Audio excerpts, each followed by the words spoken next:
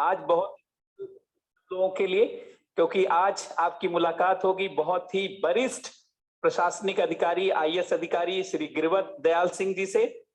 और आप इस मुलाकात में जानेंगे कि कैसे सिविल सेवा पर की तैयारी की जाए, उन तैयारियों में क्या विशेष रूप से ध्यान रखा जाए। आप सभी लोगों को ज्ञात होगा कि गिरवत दयाल सिंह बिहार प्रशासनिक सेवा में कार्यरत हैं अभी, और बहुत ही वरिष्ठ आईएएस अधिकारी हैं और अपने कामों के लिए विशेष रूप से जाने जाते हैं। कई क्षेत्रों में आपने बहुत ही कीर्तिमान स्थापित किया है। शासन और प्रशासन में न केवल आपने एक लंबा अनुभव अर्जित किया है, बल्कि अपने काम से भी एक विशेष स्थान बनाया है।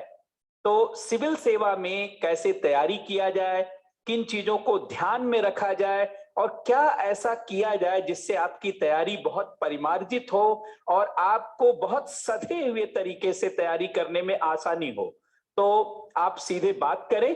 अच्छा, एक बड़ी अच्छी बात है कि न केवल प्रशासनिक सेवा के दौरान ही गिरवत दयाल सिंह जी अपनी परीक्षा की तैयारी भी जब करते रहे तो अपनी सहजता और मौलिकता के कारण ही बहुत विशेष स्थान 51 रैंक के साथ चयनित हुए और पूरे देश में अपने ऑप्शनल के पेपर में सबसे अधिक नंबर आपने प्राप्त किया।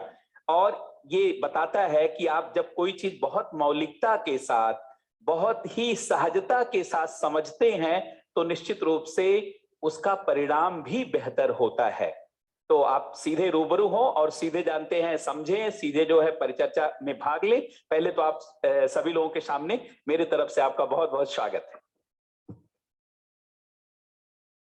सबसे पहले तो धन्यवाद दूंगा कि उन्होंने मुझे यहाँ पर बुलाया और आपके साथ रूबरू करने का होने का मौका दिया। मित्रों, सबसे पहले तो मैं आपको सभी को शुभकामनाएं दूंगा। एक बहुत बड़े कर्तव्य पथ पर आप सब लोग चल रहे हैं। निश्चित रूप से यूपीएससी की जो पूरी जो यात्रा होती है वो अपने आप में कठिन होती है और मेरे पिताजी हमेशा ये कहते हैं कि जो विद्यार्थी यूपीएससी को देने की इच्छा रखता है और पहली बार वो तैयारी शुरू करता है तो आधी मंजिल तो वही प्राप्त कर लेता है। आपको बधाई दूंगा, विशेष रूप से आपके माता पिता को बधाई दूंगा, जिन्होंने उनके प्रेरणा से आप लोग यहाँ तक आए हैं और आप लोग तैयारी कर रहे हैं। बहुत छोटी सी समय में मैं अपनी बातों को रखूंगा। मित्रों, सबसे महत्वपूर्ण बात ये होती है कि आपका जो अस्त्र शस्त्र होता है इस तैयारी में वो बहुत अच्छा होना चाहिए। मेरा मानना है कि यहाँ पर जो अस्त्र है वो हमारे कॉन्सेप्ट्स होते हैं और शस्त्र जो होता है हमारी पुस्तकें होती है। दोनों के बीच में एक समन्वय बना करके चलना होगा, चाहे वो यूपीएससी का एग्जाम हो, चाहे राज्य स्तरीय जो सिविल सेवाएं होती है उनका एग्जाम हो। सबसे महत्वपूर्ण होता है कि हम अपने प्रति ईमानदार रहें। एक शब्द होता है मॉरल इंटीग्रिटी। आप में से बहुत सारे ऐसे विद्यार्थी होंगे जो अपने काम को स्वयं करते होंगे, अपने रूम की सफाई करते होंगे, अपना खाना स्वयं बनाते होंगे, लेकिन उसके बाद ये मेरा मानना है कि जो भी 24 घंटे में समय बचता है और सोने के बाद जो समय बचता है उसका आप कुशलतापूर्वक करें, निश्चित रूप से सफलता आपको मिले। एक बहुत बेसिक सी बात मैं आपको कहना चाहूंगा कि जब हम लोग यूपीएससी की तैयारी करते हैं और राज्य स्तरीय परीक्षाओं की तैयारी भी करते हैं तो मेरा हमेशा यह मानना रहता है कि आप जब तैयारी करें तो यूपीएससी का ध्येय रहे।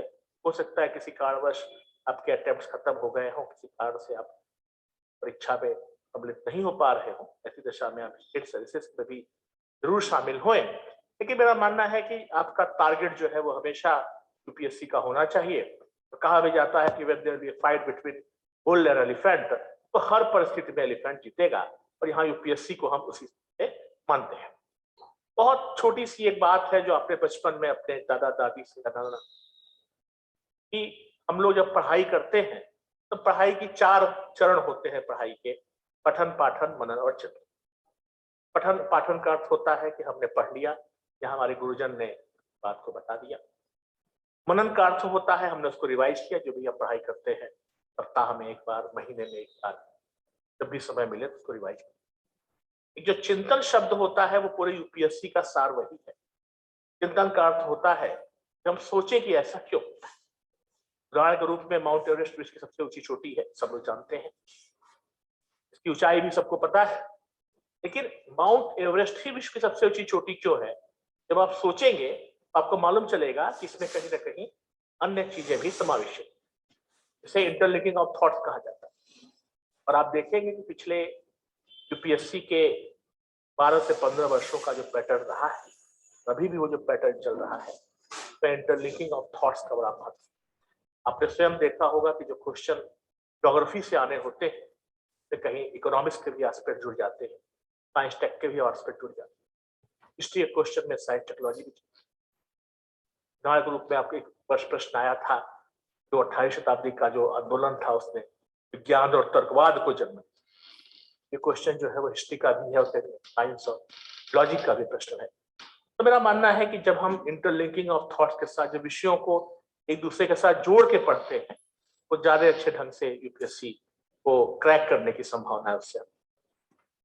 और हम लोग का ये प्रयास होना कि जब भी आप पढ़ाएं, सारे विषयों को एक साथ पढ़ें और सोचें कि ऐसा क्यों होता है।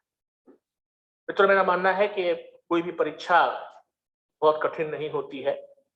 हमारे गुरुजन हुआ करते थे, वो कहते थे कि यूपीएससी क्रैक करना उतना ही कठिन हो सकता है ना कि एक माँ जो है वो अपने बच्चे को 5 साल के पालने में ना परिश्रम करती है, उससे कम ही।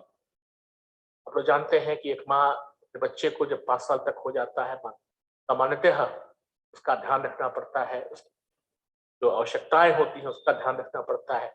हो सकता है कई रातें भी खराब हो जाए। मेरा मानना है कि जो हम यूपीएससी की तैयारी करते हैं, एक माँ जो अपने बच्चे को पालने में जो 5 वर्ष तक जो काफी कम मेहनत करने हो सकते हैं। कोई भी परीक्षा कठिन नहीं होती है, असंभव कुछ भी नहीं होता है। आवश्यकता होती है हमारी इच्छा शक्ति की। दृढ़ इच्छा शक्ति के साथ आप सब लोग प्रयास करिए। मेरा यह भी मानना है कि बैड लक नाम की कोई चीज बहुत ज्यादा परीक्षा की तैयारी में नहीं होती। आपके माता पिता आपके साथ हैं, आशीर्वाद है, आपको फाइनेंस कर रहे हैं, ऐसी दशा में मेरा मानना है कि बैड लक आपको बहुत दिनों तक परेशान नहीं करेगा, निश्चित रूप से सफल होंगे। मैं पुनः उपेंद्र जी को धन्यवाद दूंगा कि उन्होंने यहाँ पर आया और सभी लोगों को मैं सफलता की शुभकामनाएं देता हूँ।